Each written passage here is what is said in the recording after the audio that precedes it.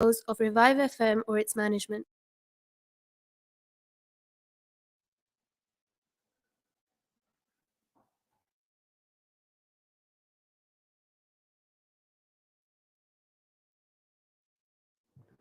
Hello and welcome to Revive FM 94.0. This is your host Awais Anwar and you're listening to Revive FM 94.0. Thank you for tuning in, and this is the 21st day of Ramadan. It's been a very it's been a very short Ramadan, I'd like to say. It's gone very fast. I'm joined with Aman Anwar, who is our guest for today. And you can call in on 0333 444 0940, or you can visit us on ReviveFM 94. ReviveFM.co.uk. So it would be good to have you guys listening in live and calling in as well. So I'd like to welcome on Aman Anwar. Hello, Assalamu alaikum. Thank you for the warm welcome there, man. Appreciate it. You're very welcome. How has your Ramadan been going so far? Yeah, it's been fun. I can't lie. It's been a busy Ramadan this time. Yeah. So Yeah. busy how? Busy how in terms of work. In terms of work? That's good. It's always better to be busy. I always say it's better to be busy than to be free, because Oh, for sure. yeah, my dad always says, if you stop working, no matter what age, you're gonna go stiff, and that's it. Yeah. It's the end of your life. My dad says you're going to lose it if you don't work. So I guess they're on the same wavelength there. Yeah, but at least good to see they agree on something, isn't it? Yeah, that's for sure. Yeah. So how's Ramadan been overall for you? Yeah, I can't lie. It's been good. I've enjoyed this Ramadan. I think this Ramadan has been especially different for me because I actually did a bit of preparation going into Ramadan. I think that's very important to do. You shouldn't just, wing it and just expect to make those changes during this month. I think you have to actively plan and make sure that you are ready before that time arrives. So in that regard, it's been good. Yeah, what about yourself? The Ramadan for me for the past 3 years has been, because I've been working, and it's been, well, everyone works, but my peak time is Ramadan. Yeah. So it's been quite extensive, busy as well. But you know what you just mentioned? It reminds me of the hadith of the Holy Prophet Sallallahu Alaihi Wasallam, that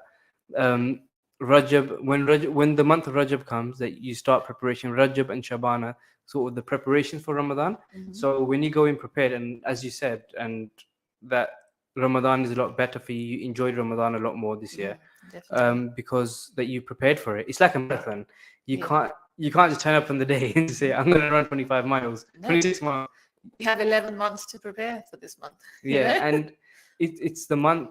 Do you know, if you go into the beauty of this month, there's so many different things that you can say, so many different ways. But I think it's endless the way you compare these months to the 11 months. And it's something that, which, alhamdulillah, we've been given the opportunity to. And in the month of Ramadan, you make the dua at the end that I see the next Ramadan. So there's always a time that you prepare for death and everything. But with Ramadan, the Holy Prophet says that you want to see Ramadan in the months of Rajab and Shaban, that you pray that you can see Ramadan. In Ramadan, you pray that you see the next Ramadan as well. And there's loads of bounties and blessings of Ramadan. So I think it's a special time, and you know what? I think it's amazing. And to be fair, this is, in my opinion, the first Ramadan post-COVID that's made a difference. Yeah. Because before it was just COVID. Yeah. The first Tarawih, people were standing in social distance. Second one, people were still at home. No, first one, people were reading at home. Then the second one, people were socially distanced. And I think this is the third one, I think, now. And I think people are slightly getting back to the norm. Don't mention that word. I think that's what it is. we're enjoying going to the mosque, congregational prayers, everything. Iftars, community iftars, people are getting back to normal. I think this is the first Ramadan, which is people are finding normal. It's a good Ramadan, alhamdulillah. No, definitely. Yeah. So go on. Aman hosted a Revert community iftar. I think we should discuss that a little bit as well. Yes. It's the first event, I think, in Ramadan that you've ever done. Yeah, I think first event I've ever done anyway. Okay, yeah. But yeah, definitely my first event. So I've recently started a position at Minhaj Welfare Foundation. I decided to join in Ramadan, their craziest period. I don't know if that was a good thing or a bad thing. Definitely learning a lot on the job. But yeah, just this Sunday we hosted collectively our first ever Revert community iftar. This is an idea I had a while back, a few years ago, just going through social media and hearing the stories of our Revert brothers and sisters, seeing how much they struggle in this month. And we don't sometimes think or appreciate the struggle that they're going through, because for the typical Muslim, Ramadan is a time that we all look forward to. We all actively look forward to. We prepare, we decorate our houses, we actively prepare. And the idea of Ramadan is it's very collective, it's very communal. And to hear that there are people out there in wherever nearby us, in other countries, that have to hide the fact that they're, celebrating this month. So for them, I just wanted to do a nice little community iftar. And yeah, I think it was a good event though. How do you think it went, Awais? No, it was very good from my side. If I speak on different levels of either managerial, if I speak as an attendee, if I attend... Please speak as a managerial point of view. Well, as a manager, I look at aims and objectives. Of course. So it's very important. Yeah. So everything is measured according to what your objective is of the event or of the project or what you want to do. Mm-hmm. And looking at the aims and objectives that we went in, if I just go through them quickly, to invite people into the mosque for the first time. Some did come for the first time. To show people the beauty of Islam and the beauty of a community start sitting together. I think that was achieved. And then when you look at promoting the work of mosques and showcasing that Islam is not just praying 5 times a day. The mosque isn't used to just worship. For sure. No, I think if you look at those objectives, I think 100% I would say it's a successful event. There were, if reverts there, I think next time inshallah we could look to promote it even further. And outside of Ramadan, I think we definitely should have an event for the Revert community, inviting them not to the mosque. I think it should be something slightly different, maybe even to a Qawwali. We had a few requests for a Qawwali night, so we might have to entertain that. So like we should invite them to different places, have loads of them, sort of have it's a different time. And I think it's the first time as Minhaj al-Quran that we've done something like this. We have loads of people that are becoming Muslims on a daily basis. In Ramadan, I think there were about 6, 7, 8 people that became Muslim. There were 2 brothers that came Muslim as well. There was a sister. There were loads of people that became Muslim in the holy month of Ramadan very recently. And I think it's very important that we engage them as well and keep them engaged, because this is my personal feeling. I feel that when people become Muslim, it's the time that they're interested in Islam and the time they become Muslim. In that period, there's loads of people that are addressing them. There's loads of things for them to do. There's loads of places for them to go to as well. Because at that time, people are very welcoming. I think once they've crossed the barrier, become Muslim, at that point, I wouldn't say they become lonely. They just become one of us in the community. And I think within our communities, as sad as it is to say, we sort of let people, I wouldn't say let them down, we sort of leave them to it. They don't have that same support. I think they don't have there's a lot of support up until where we introduce them to Islam. We get them up to the point where they've maybe become Muslim as well, but then after that you hear a lot of these stories as well. It's not just from what I know, they will actively tell you that it just seems as if the support kind of dies out. So definitely there should be a lot more facilities, a lot more agencies where they can go to if they need help in this. Because obviously learning the religion, because obviously if you're born with it, it's so different, isn't it? I was around someone's house for Iftar yesterday and they had these cards. I don't know what they're called, but in there's literally questions, and I was like, I only learned this recently. There's that little question they're asking you about different prophets, about different events in Ramadan, outside of Ramadan, different events about the Holy Prophet's life, different things like what takes you into Jannah, different things about Shaitan. Like, there's loads of different things. So you're constantly learning. Even though you think you know so much. No, but as a child, you're taught this, and obviously as a new Muslim, you don't know anything. Like to say, not in a condescending or a rude manner, but it's just that you don't know the things that a child would know, or because you don't have that thing, so you're starting from age of 0 again, I guess. Definitely. So it's a lot more difficult. We sometimes fail to understand how much effort it takes, even just like in terms of Arabic, having to learn how to read Arabic. I mean, I commend anyone that does that at a later stage. It is something that it's a lot easier for children to pick up anything, really, and then for them to have to do that when they're adults, maybe 30s, 40s, up until however late in life, it's amazing the fact that they can do this. So, just commend them for that. No, I couldn't agree more. And the fact that they're going, it's a completely different language, and learning it without any meaning or Yeah. without understanding it as well. Because with Quran, a lot of people don't understand it per se. Obviously, it sounds a bit odd that you're learning a language without understanding it. You're just learning how to read it.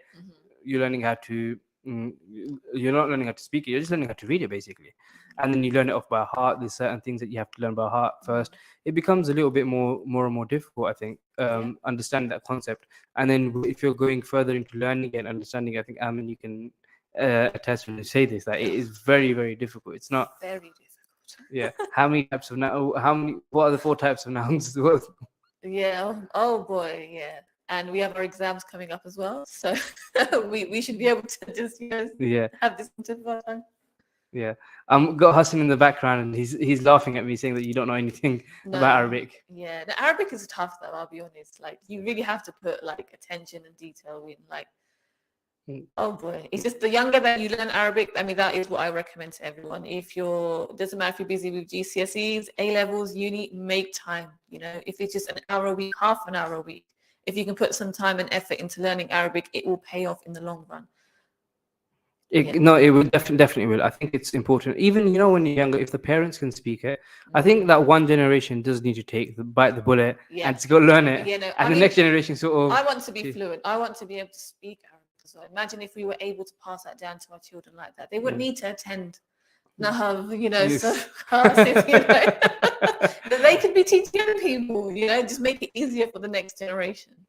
I think it's important that I couldn't agree more. I think what makes it a lot easier is if you go into an Arab country. So if you go to Egypt, or if you go to, like, I wouldn't say Morocco as per se, because they speak a different dialect. But Egypt, you can find places where they speak proper Arabic. Then if you go to Saudi as well, Yeah. and then if you go to any educational institutes there as well, it's very good to learn how to speak Arabic there. It makes it a lot easier. But even in Morocco, thinking about it, there are a few places. There is the main cities where they speak proper Arabic as well. So it's good for you to go and learn and sort of spend some time in these countries. Yeah, that's definitely great advice. If you can just uproot your life and go to an Arab country.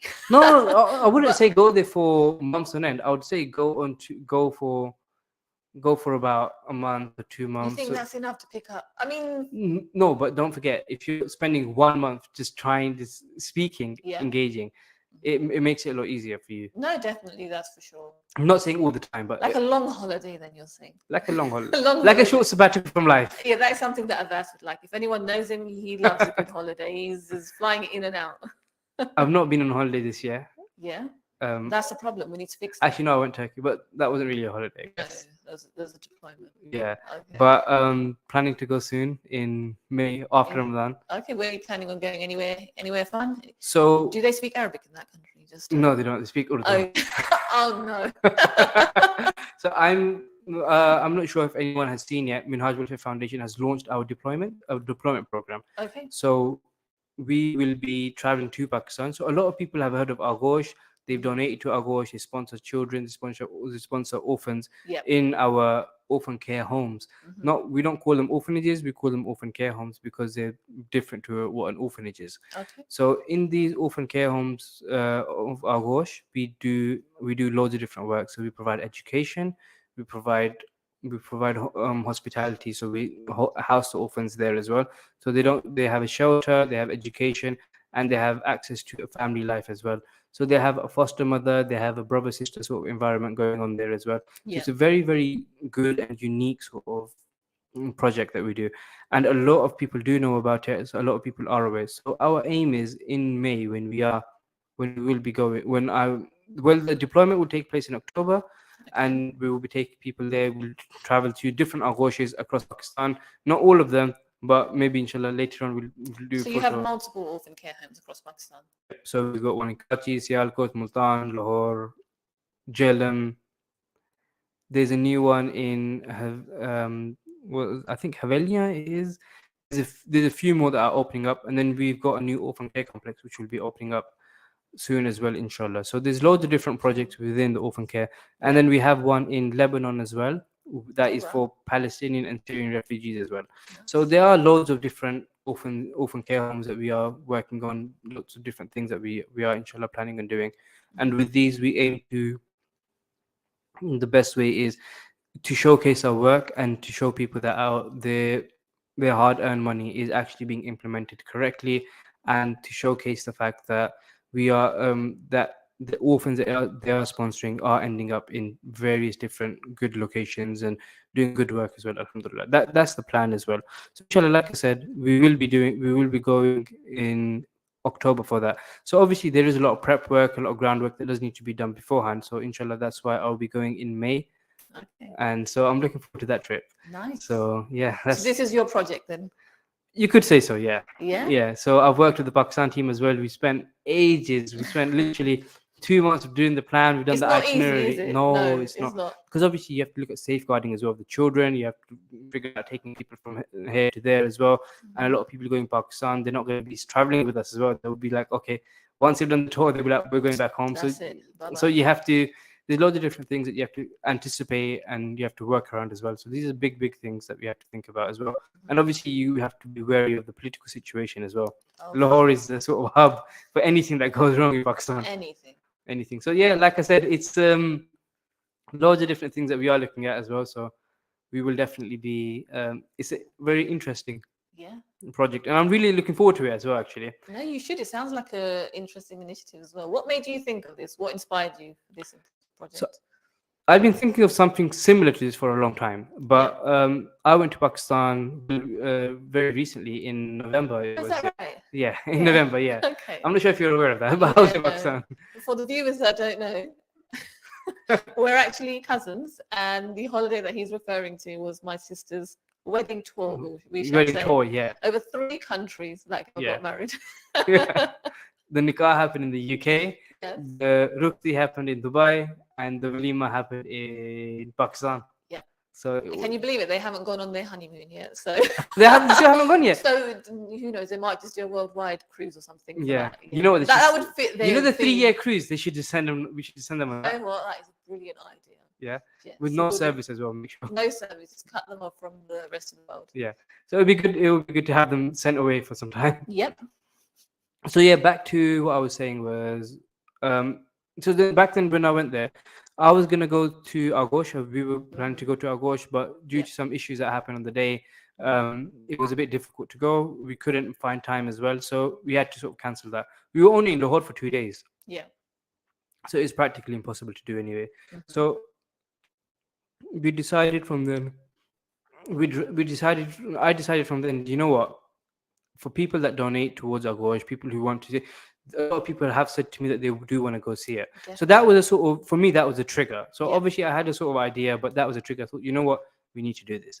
Then I spent some time with my colleague in Pakistan, Muazzam, and me and him, we sat down. We literally went through hours and hours of sitting down, going through discussions. This is what we need. I literally made a 7-page document Oh wow. for this, and obviously prepared a budget, had everything. Then finally it was ready. Then we shared it with management. So my manager, once we shared it with him, he was happy. Then I sent it to the management of Minhaj Welfare Foundation, sat down, had a detailed meeting with them. Yep. Once they had the meeting, then we got the go ahead, and now we launched it on World Orphans Day. When we had our Nice. World Orphans Day, we've had a lot of interest. So just need to sift through everything, go through people, Yeah. speak to them, go through the details as well. So just a little bit of details about it as well, Please, yeah. if anyone is interested. No, for sure. So it's a fundraising event. So people will fundraise £2,500. They'll pay £100 registration fee, raise £2,500. And people hear the word £2,500. It's a lot of money, but you have to realize that you've got 6 months to do it. And there's loads of different ways. We're here to support you in different ways, in different aspects as well. So how to do it? You can do bake sales. You can do a charity run. You can do this. You can do that. But eventually, once you raise the £2,500, you will then basically be then we will go to Pakistan. So you'll pay for the flights and you'll book your flights.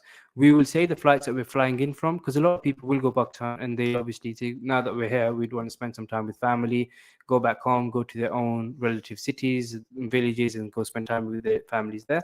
So we won't be booking the flights just to make it easier for them as well. but we will advise them what flights to book. Yeah. Once you're there, then accommodation, Minhaj Welfare Foundation will be providing all accommodation and travel within Pakistan. Okay. There is a bit of a surprise element of travel. Ooh. There will be a lot of travel there as well. Ooh. Within Lahore as well. Most of it within Lahore. Obviously, there will be some fun as well. We'll take you guys out to... Of course. We'll When take- in Lahore, you have to. Yeah. So you will have to see Lahore. We'll Yeah. show you around Lahore I mean, as well. for some people, I mean, you're talking, but it might be some people that maybe have never been to Pakistan before. Yeah, For actually, them, that's true. might not be Pakistani heritage at all. Yeah, You know, and I'm hoping that's the kind of people that you want to invite as well. we do definitely. Yeah, definitely. so for them, of course, you have to do the whole package tour. Yeah, so Lahore. So once we do Lahore, they'll see everything in Lahore. Then we'll go to a different Agosh as well. I won't Yeah. say which one yet. Yeah, because you have to understand the climate that you're in as well. Yeah. So for that, you can't just, center the stay in one area. You have to show them a little bit of everything. Yeah, I agree with that. I couldn't agree more. And then one of the biggest things, we'll show you our new open care complex, Yes. where we've done the groundbreaking. The foundation will be laid, and we'll start work Yeah. from there very, very shortly. I think it will be a good project, a good tour. And depending on how this goes, I don't want to ruin the surprise too much. But there will be another tour next year. Huh? Inshallah. That will be a Sindh tour. So I know a lot of people Ooh. do want to do the full Sindh tour. No, So for this sure. is something that will potentially be in the pipeline, all Yeah. depending on how this goes as well, and inviting people towards this. We are openly inviting a lot of people. We are having limited numbers, as obviously this is the first time we're doing something Of like course. this, Yeah. and to Pakistan as well. So it Yeah. is something that we are very wary of. We understand there's going to be issues as well. Mhm. The first time, obviously, teething issues. So inshallah, we are hoping for this to go very well, and we'll be taking a lot of people. And then inshallah, next time, like I said, there will be more than one tour. So if you think that you're going to come onto this next time, I don't know what next time is going to entail. Yeah. So there'll be different things. It's not something that we're doing first. I know then we might even start tours to Lebanon as well. So this is not just something that we're going to do as a one-off. Yeah. The whole aim of this project is to start tours across the UK, not UK, sorry, across the world to our different projects as well. Yeah. So, for example, when we're doing our Lahore tour, we won't have time to go to any of the villages or houses that we built in Pakistan. The No. closest one's about 6-7 hour one-way drive. Oh. So I know certain people on this podcast Oh. cannot sit in the car for No. half of that time. I can't. I'm anti-driving. I'm paperless, and this office just does not accept it. Post-it notes on paper, man. And I will keep saying that until you go Oh, paperless. yes, they are. No, but for sure, like that kind of travel is a bit intense. No, Like the fact especially in that I- Pakistan as well. Yeah. So we won't be doing that. But like I said, this is something that I am thinking of, that maybe for the first time we do it like this, and then second, third time we go You different can places, expand it. Yeah, for expand sure. it as well. And then obviously people might want to go for longer, but I think 8-9 days is a long time anyway. No, I think that's perfect. I think Perfect. that covers everything as well. You know Yeah. what? I struggle to squeeze everything into the itinerary. Like Really? really, 8-9 days. there's literally so many more things that we can add To in. be honest, you need 1-2 days for food poisoning as well. Oh yes, you know what? We will factor that in. You need to factor that We've in. not factored that in. So what would we do with those people as well? Yeah, that would be me. I'm definitely the food poisoning gang. You're gonna have, you know what you're gonna do? I can tell you guys what Am's gonna do. Am's gonna do. She's gonna find the first goal cup already, have the goal cup from there, not even think about where it's come from, anything, and that's Yeah. it. So you guys need to facilitate my sort of hospital visit in your Hmm. in deployment as well. So that's fine. We're just gonna go on a very short break, and we'll join you guys. Stay tuned. I hope you guys are enjoying it. So we will be we'll be with you shortly. Are you a problem solver or a good listener? Do you play in defense or take the lead? Are you a multitasker or a people person? Everyone has the one thing they were born to do. Find yours with a career in the Royal Air Force. Gain confidence, belief, and resilience as you achieve things you never thought were possible. Learn new skills, work with cutting-edge technology, and travel the world. Form unique bonds with new lifelong friends who share your ambition. You are given the chance to pursue your personal passions as part of your career. In the RAF, you have the space, be yourself, and have plenty of time to see friends, family, and live your own life. More information on specific role requirements is available on the RAF recruitment website. There is no ordinary job in the RAF. Find your force now by searching RAF recruitment. The holy month of togetherness and sharing is upon us. Bring your family together with Elephant Atta, the nation's favorite atta for over 60 years. This Ramadan, Elephant Atta is offering special discounts on medium and fine white chapati atta, available in convenient 10 and 25 kg bags. Make this Ramadan one to remember with Elephant Atta. Minhaj welfare foundation में आपका अतिया जिंदगी की उम्मीद आपकी मदद से मुमकिन हुआ। दुनिया भर में 30 लाख से ज्यादा खवातीन, बुजुर्गों और बच्चों तक साफ पानी की फ्राहमी, मुतासरा इलाकों में हंगामी इमदाद, यतीम और बेसहारा बच्चों की दादरसी। इस साल हम आपके ताउन से और आगे बढ़ना चाहते हैं।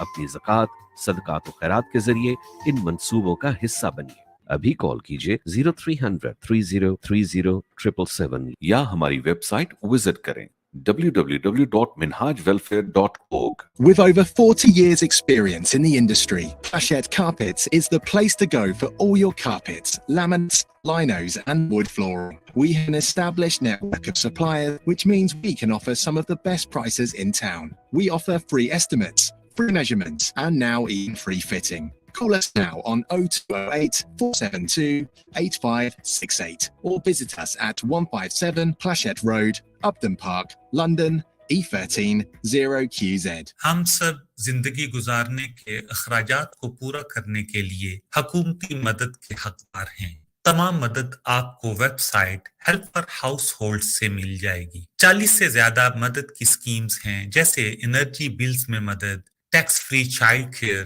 ट्रांसपोर्ट के अखराजात, सस्ता इंटरनेट ब्रॉडबैंड, मोबाइल फोन के बिल और बहुत कुछ। अक्टूबर से मार्च तक यूके गवर्नमेंट हर घर के बिल में मजीद 400 पाउंड्स की मदद दे रही है।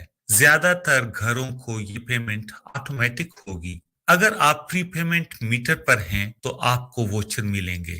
gov.uk/help-for-households पर जाएं और देखें कि आप किस चीज के लिए हकदार हैं। ये आज ही सर्च करें, हेल्प फॉर हाउस होल्ड्स। अल्लाह के रसूल सल्लल्लाहु ताला अलैहि वसल्लम ने फरमाया, तुम में से सबसे बेहतरीन वो है जो दूसरों को फायदा पहुंचाए। 13 मिलियन सीरिया के लोग आपकी मदद के मुंतजर हैं। सिर्फ 50 पाउंड में आप एक खानदान को पूरे महीने के लिए खाना खिला सकते हैं और 300 पाउंड में एक मुसीबत ज़दा लोगों को फौरी तिब्बी इमदाद फराहम कर सकते हैं और 2000 पाउंड में आप एक खानदान को एक खूबसूरत घर की तामीर करवा सकते हैं। आए कॉल करें 03,000 11 11 11 और visit pennyappeal.org. Penny Appeal, small change, big difference.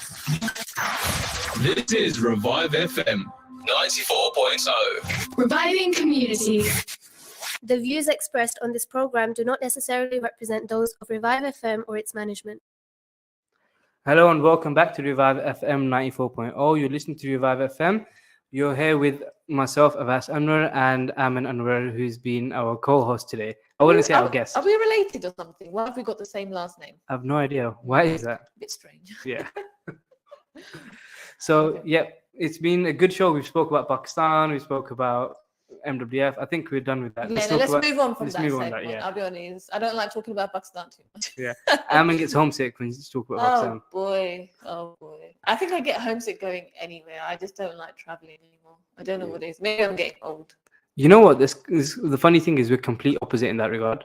Like I can't stay at home for too long.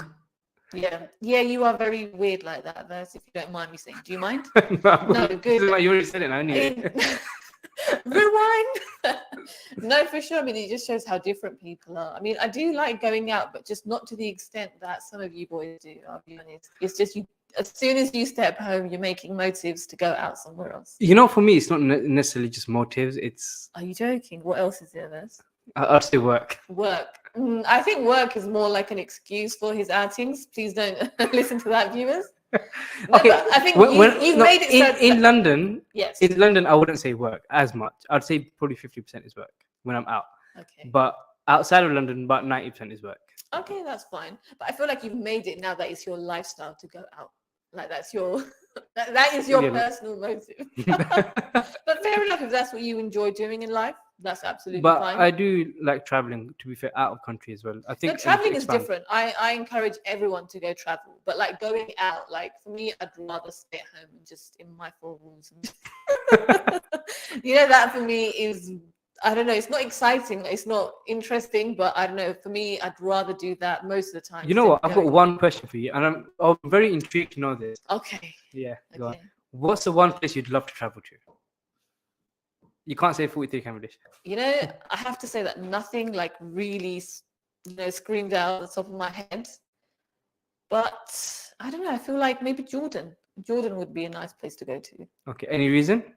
I think the history. When I go on holiday, I mean, as annoying as it might be, but I like booking any and every tour possible. So I'll book a walking tour, a guided tour here, there, and for me, that is where my interest is. I don't believe in just going to places and just looking at them from afar and just, I think Istanbul would be the best place. oh, Istanbul, there's a lot of history in that place. But not the way we did it. I think No? the way I've done it afterwards, like with proper walking tours. Oh, And yeah. Because that's what I did. It makes such a difference, doesn't it? It's so much nicer. Appreciate things a lot more, especially if you have the local people there telling you exactly, what went on, what was going on. So for me, that is my version of a holiday. Might not be everyone's, but yeah, I don't know. Some people like to relax. even when I go to Pakistan, I mean, I don't really enjoy going to Pakistan. I'll be very honest. If I'm allowed to say that, I'm not sure if I am. But if I do go, I don't just want to go to the malls, visit family. No, there's a lot of history in that place as well. Why are we just going there and just, taking a few selfies going home? No, we should appreciate what we have in that country. Pakistan, I think, and you know what, I've noticed a lot more. Like I've always had this saying and thought that Pakistan is culture rich. Like not talking about defense in Lahore or like barrier town or anything like that. Like scrap that for a second. Like go to the real parts of Lahore, old Lahore. I was speaking to someone, and you know what, my chachu's brother-in-law is here from Pakistan, and I said, London is like Lahore. You won't find anything authentic there. And then he had a good argument with me, back and forth. And he goes, "You've not had this guy." I goes, "Where is it?" And he named this place in Lahore. I said, "I've not heard of that place. Where is that place?" He goes, "Oh, Purana Lahore." Yeah. I said, "That's exactly my point. You can't find anything authentic inside Lahore. You have to go to the old city of Lahore, the genuine, the actual Lahore. You know, when they say they're talking about Lahore, all these people say Lahore, they talk about the genuine Lahore, not defense. No. So that's not really part of Lahore. I'd say it's a separate city within itself. Controversial. It is definitely a separate city within itself. And when you go Pakistan, the tours, if you go to like Karachi and you go Sindh, you go see all those old areas. Actually, Sindh, that is a shout. Yeah. To be honest, I don't really like. I mean, I've said it quite a few times, but going to Pakistan, it just doesn't bring joy in me because I think I just associate it with hospital visits and food poisoning. But Sindh is one place where, I mean, I just don't care. I am going to do a Sindh tour once in my life at least. I don't care if I get kidnapped. That's what my mum keeps saying is going to happen. Okay, I don't care. I'm going to go to Sindh. No, I think if you do it with the proper tour, you should be okay. That's fine, but you need a healthy risk of kidnapping. I think that will make your holiday just a little bit extra. You know what made me realize the beauty of Pakistan a lot more was the fact that when a lot of these people travel to Pakistan, especially a lot of non-Pakistanis showing the Pakistanis the beauty of the country. Maybe the overseas Pakistanis, the people in Pakistan would know, but not even the people in Pakistan, they don't know. Because if you look at the population, a lot of people are in villages. So the people in villages, they don't actually go travel. They don't actually end up going to like Hamza Valley. They don't end up going to the old Lahore. They don't do none of that stuff. What a shame, it is actually quite sad. Yeah. But obviously the poverty, which makes it understood that they'd rather spend that money on their family. Survival, really. Yeah. So it is one of those things. No, but definitely, I think a lot of these influencers put Pakistan on the map. It wasn't really a spot where people would want to go to or feel safe going to, but there's people doing things that maybe my own family wouldn't recommend me to do. Yeah. And they're doing it as foreigners. So that's definitely great to see. Enough about Pakistan. Let's move on. Yeah. I don't know why we keep circling back to Pakistan. No, Pakistan. But you know what? If back to the touring, I think if you actually do want a genuine like a tour and you like walking tours, Turkey is the best place to go.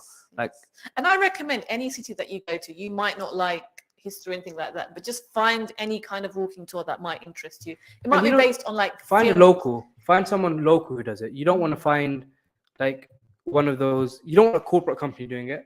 Okay. Like if you find a local doing it, it's different. It's definitely different. They know the better. Yeah. They know the best thing. What I'm saying is that walking tours, there's such a variety, like a range of subjects that you can choose. You can do a food walking tour. Yeah. You know, if you're a foodie, you don't care about any of the history, that's absolutely fine. You can go around and the locals will take you to all of the hotspots, something that you will not be able to do in maybe a 5-day stay in Yeah. that place. Because you know what it is, food tours. You know one thing I love about food tour. Like this is me personally. Even when I go to a buffet, this is what I do. Yeah. I don't eat a lot. Like everyone says, like they have a target they want to do. They're gonna demolish like 5 plates. I don't have that. Oh wow. I like going little by little, trying every little thing. So just go. That's how I think it's meant to be, right? You know, you're not just supposed to load up on one dish and or No, two, I've three. I've seen, especially in uni days when we're on a budget and we go to a buffet. Ah, that's different. It's like a camel. Uni days is just that's completely different life. Let's just not even go into that. Uni was an interesting part of life, I guess. Yeah, no, definitely. I think we're done with that life now. Yeah. But I don't know. I'm just thinking, what's the sort of best? I think in Dubai when we went on that walking tour, that was amazing. That was good. I really enjoyed that. Yeah, because I mean, a lot of people they wouldn't associate, you know, a lot of history with that place, but there is. You just have to kind Even of though they find built history in that 5 days, You- in 5 years. They said 5 years ago they built. No, but it just goes to show anywhere, you know, like if you search for it, you'll find it. So, you know, don't just I don't know, for me, like visiting the malls, things are kind of superficial like that. They just don't interest me. They're fine for 1-2 days, but after that you want to do something real. You know, so for me, for sure, like it has to be an activity-based holiday. You know, it's Ramadan. I think one thing we have to talk about is what type of food. What type of food do you go on The holidays viewers for? are hungry, Abbas. They don't want to talk about food right now. I'm whetting their appetite. Yeah, fair enough. Please do ring in and give us your opinion as well, guys. We Yeah. want to hear your thoughts as well. Yeah, it'll be good. It'll be good to know your thoughts as well. But to be honest, I'm not really a foodie. I'm just quite, if I could eat like a jacket potato for the rest of my life, I'd be absolutely. I've got happy. Saad in the background just waving at me saying I owe him food. You owe him food. Yeah, I'm not sure what for. How dare you keep the boy hungry? All right, we'll make sure that gets sorted out Yeah, tonight. we'll do that tonight. Yeah, make sure he gets in the Adara next door. There is Lahori chane, so I'm sure Saad's looking forward to that as well. We'll see. We'll have We'll to see. ask him. Yeah. See what kind of food he likes first. Yeah, but I think you know what the best thing about traveling is the food as well. Trying different foods. I'm a very fussy eater, but despite that, trying different things, trying different cuisines as well. It's always good. I can't go Chinese or anything like that. That's why I never go there. But I think everything else is fine. Like enough. Middle Eastern. Yeah, Middle Eastern food is nice. Middle Yeah, Eastern, come on. yeah. I think that would suit a lot of people. Yeah, I can just see Saad getting so excited by the food. He's hungry. Rosa like, I think Saad. Yeah, clearly. Yeah. So, Amin, what one thing would you highlight about Ramadan this year, apart from the food? I think this has been, like, to be honest, the only Ramadan where I've actually come to the mosque and had iftar, and I've like done that multiple times now. I've never done that before, and it's always looked so interesting to me when everyone sits, they're all lined up, like in the Middle East or Muslim countries where countries, yeah. they're just lined up on the streets and they're breaking fast together. I've always loved the idea of that, and this is the first year that I've actually gone to the mosque and experienced that myself. You know, the fact that you said you've gone to the mosque and experienced it, how has the experience been? I think it's been awesome. I really recommend to anyone. I mean, I'm 25 years old, and this is the only year that I've actually gone to the mosque for iftar. I mean, for my family, that's just something that's completely unheard of. Yeah, because our family like to feast at home. And Yeah, we do I like use to. the word feast as well. No, but I think it's important because a lot of mosques, they host iftars. You know, there are people out there that maybe don't have family that go to these iftars. We should go as well. We should make conversation. We should liaise with these people as well. I know that there are people that come for iftar at the mosque every single day. Can you imagine that? Yeah, every single day. Yeah, I mean, that's awesome. And for them to have somebody new to speak to every day, that's interesting as well, right? I mean, it's all about the communal spirit. I think that plays a really important part in Ramadan. No, it does. And I think we're coming close to the time of iftar. I'm just waiting to see what time iftar is. We've got another 9 minutes left for iftar. So Okay, well, not very. yeah, That's fine.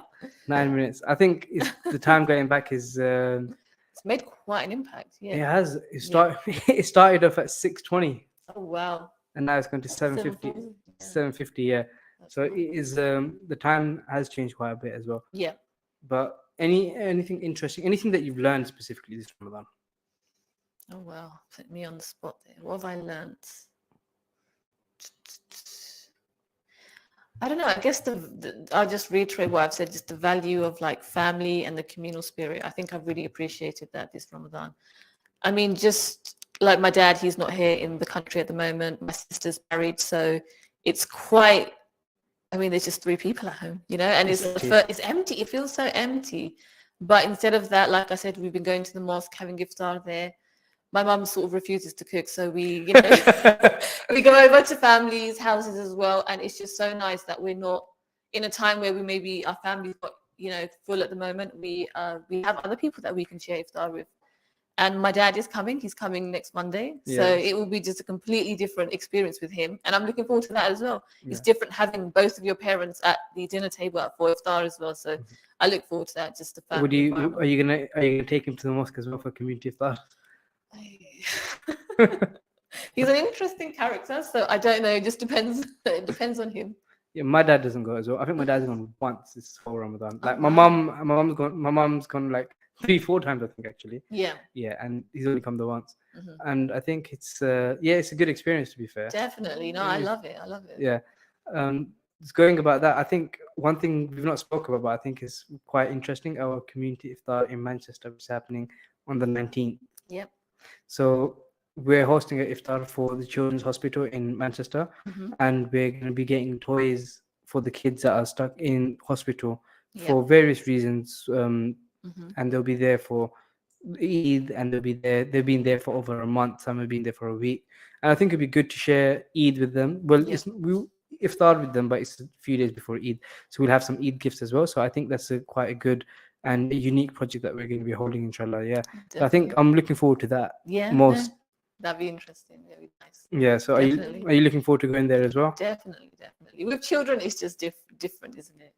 You know, you want to see them happy, and unfortunately, there are those that will be in hospital. They can't go home for the holidays. It's holidays right now. They can't go home for Eid. So if we can just put a smile on their faces, you know, we should. It is a big thing. It is a big thing. Yeah, I think so. And I think it's something that we should always be aiming to do as well. I think now we've gone to the last part of the segment, like of the show. I think it's important that we look into, we look a little bit into self-reflection now. I think personally, if I'd start, so I think it's for next Ramadan, I'd say what I really want to do is spend more time. I'd want to spend less time working. Yes. I'd want to spend a little bit more time in, even though work is very rewarding as well, but I think I didn't give myself any time this Ramadan. Like I've been in Ramadan, I've probably done about 3,000-4,000 miles driving. Oh wow. Yeah, like this calculating. Pluto, hey? We've got Pluto on. Yeah. I think I'd want to spend more time at home, especially with family. I don't think I've had 4 iftaris at home. That's in 20 days. That's like crazy. 75% of my iftaris have been outside of home. Yeah. So I'd want to, like, if come again next time. I know there's still 10 days left, but I think that obviously it's a little bit late to change now. But next year, definitely, I'd want to spend more time at home, especially with my mum. Obviously, I'm sure she values it every time that you're home as well. Yeah. You know, for them, like they cook, they work so hard, and of course they want all of their children to be there for iftar. But I don't know, for some reason, Sehri's been a vibe this year, though. Oh, has it? Yeah, it's just been on point. On point this year. Like, I don't eat a lot in Sehri. Like, I tend not to eat that much, but I still think, we have Sehri parties as well, I guess. Yes. Almost every other day. Yes, we do. Yeah, so it's good. Sehri parties are good fun, I think. Yeah. So we switched, because normally we would have iftar parties, but now we're focusing more on praying. So we just sort of said, you know, collectively as a family, let's, you know, cut down on the iftar parties. So we've transferred them over to Sehri. Yeah. So the parties are still there. Happening, the parties are still there. Yeah. We can't cancel the party. At a better time, probably. So. Yeah. Sorry. Yeah, I think they're happening at a time. I think it's important. You know what? I think it's important to maintain the parties as well. Of course you do. I think I'm just waiting for us to tell me what time Rosa's opening. He said 50. I don't know what time we have to go on break, because obviously we're going to start the Azan as well back then. But I think going forward, it's this Ramadan has been quite idealistic as well. Yep. It's been, alhamdulillah, very reflective. And I think, you know what, when COVID started, I know people don't want to hear that word, but Ugh. you know when COVID started, there was that time of lockdown when everyone was at home, everyone was sort of didn't know what they're doing. It was, I wouldn't taking the uncertainty aspect out of it, but the fact that everything calmed down, Yeah. I think that was a very, very unique and important factor. And it was such a good point. I think I really enjoyed that part of Ramadan, just being not isolated. I wouldn't say the isolate. I wouldn't even say the mixing part, like not meeting family part, but the part where everyone is relaxed, not doing anything, and sort of taking a really, I would say, You take a can chill. focus more on the Yeah. important things. I think when you sort of cut out the clutter, all of that mess, you have to zone in on what is important. Yeah, I think it's And important. COVID gave that opportunity. Yeah. Definitely it did. I think I did. If I was to reflect back, say I did enjoy that part of COVID where we had time to ourselves. Mhm. I think right now we feel that, and no, I'm not just speaking about myself. Obviously, speaking to loads of people as well, having time, spending time. I think a lot of people feel as if they don't have time for themselves, No. and they don't have time for their families. They don't have any time. So it's important that we sort of give ourselves that time. And I think what you just said, looking at the important things of life, looking at the little things which matter, and I think it's important. And that part that did give us a good insight on what we need to do and how we need to sort of continue supporting ourselves as well. So it was, I think, important. And inshallah, I do look forward to being some sort of aspects of those and sort of put that in my life again. Yeah. I think I did at that time where I sort of put certain things ahead of myself, and I think not ahead of myself, put them ahead of everything else. And I think I do need to put that, do spend some time out. I think after Ramadan, I'll take a relaxed time, take some time off, go on holiday again, and do that there. For sure. Yeah. This time I'm going to go on a local holiday somewhere in Europe. Yeah, fair enough. I do enjoy, anyone who knows me will know that I enjoy taking a nice a nice holiday. holiday. Yeah. A nice little short holiday in different places at all times. Why not? Why not? I think it is good to enjoy yourself. Now we've only got 1 minute left for Iftar. Aman, any closing remarks? No, I just hope you guys have a wonderful iftar, and no, that's it from me. Yeah, that's it. So I want to thank everyone for viewing in. It is 21st Ramadan, the closing last minute of the 21st Rosa, and I think going in, we've only got 8 more days left of fasting, 29 this year. Yeah. So 8 more days. Ramadan is a blessing, and I'll say to everyone, as a personal advice, make the most of it and enjoy yourself whilst you can. It is coming to an end very, very fast. We've only got less than a third left now of Ramadan, and I think we should really enjoy ourselves whilst we can in Ramadan. Take the beauty of it. Pray at Tarawih. If you missed any, let's try to make a Tarawih prayers. Let's try and read a Qiyamul Layl now last few days, and it will be good fun. And I think it is the best time. But I do want to say to everyone, thank you so much for tuning in. Thank you to Aman for joining our show today. And inshallah, I wish everyone a blessed Ramadan and a blessed Eid. Eid Mubarak as well to everyone. A very early Eid Mubarak. I don't think I'll be back on the show anytime soon. Okay, that's Jazakallah, and thank you to everyone for tuning in. This iftari is sponsored by the Wahbe restaurant in Gants Hill, Ilford, and Plashet Carpets in Upton Park. اللهم صل وسلم وبارك على سيدنا ومولانا محمد النبي الأمي وعلى آله وصحبه أجمعين. اللهم إني لك صمت وبك آمنت وعليك توكلت وعلى رزقك أفطرت. وصلى الله تعالى على سيدنا محمد وعلى آله وصحبه برحمتك يا أرحم الراحمين. الله أكبر الله أكبر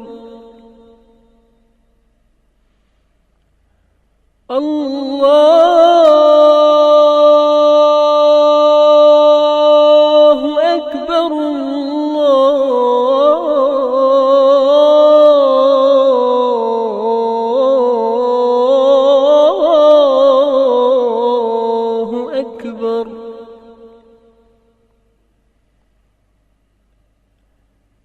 أشهد أن لا إله إلا الله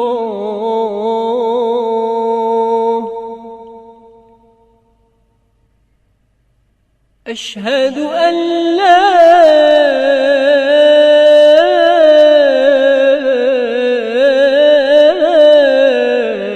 إله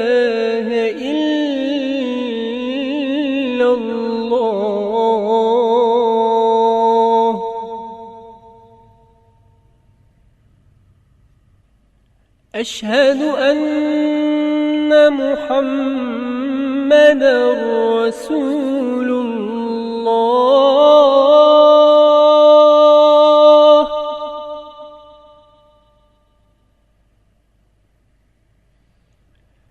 أشهد أن محمد رسول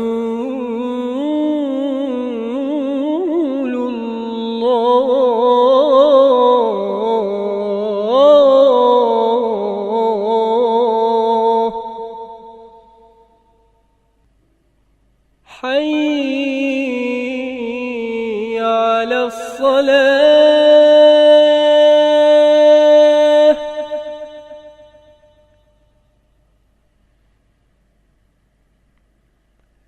حي على الصلاة.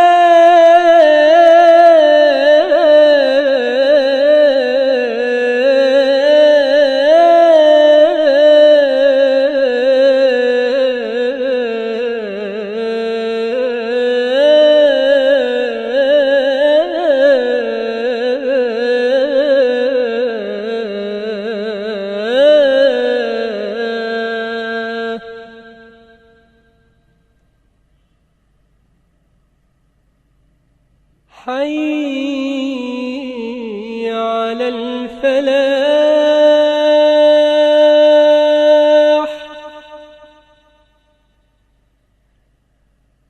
حي على الفلاح.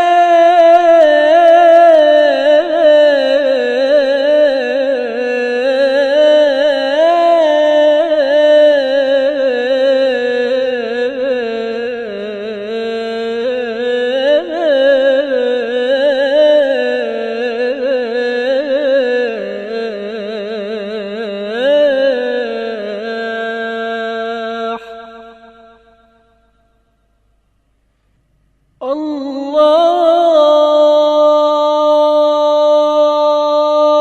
أكبر.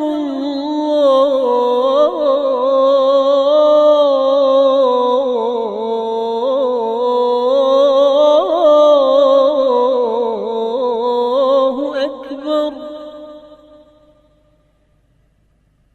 لا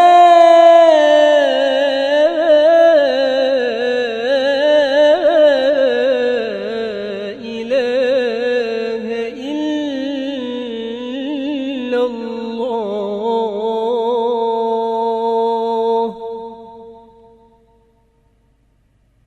اللهم صل على سيدنا ومولانا محمد وعلى آله في الأولين. اللهم صل على سيدنا محمد وعلى آله وصحبه في الآخرين. اللهم صل وسلم وبارك على سيدنا محمد وعلى آله وصحبه في الملأ الأعلى إلى يوم الدين. اللهم رب هذه الدعوة التامة والصلاة القائمة آت سيدنا ومولانا محمد الوسيلة والفضيلة والدرجة الرفيعة وابعثه مقاما محمودا الذي وعدته وارزقنا شفاعته يوم القيامة إنك لا تخلف الميعاد. This iftari is sponsored by the Wahbe restaurant in Gants Hill, Ilford and Plashett Carpets in Upton Park.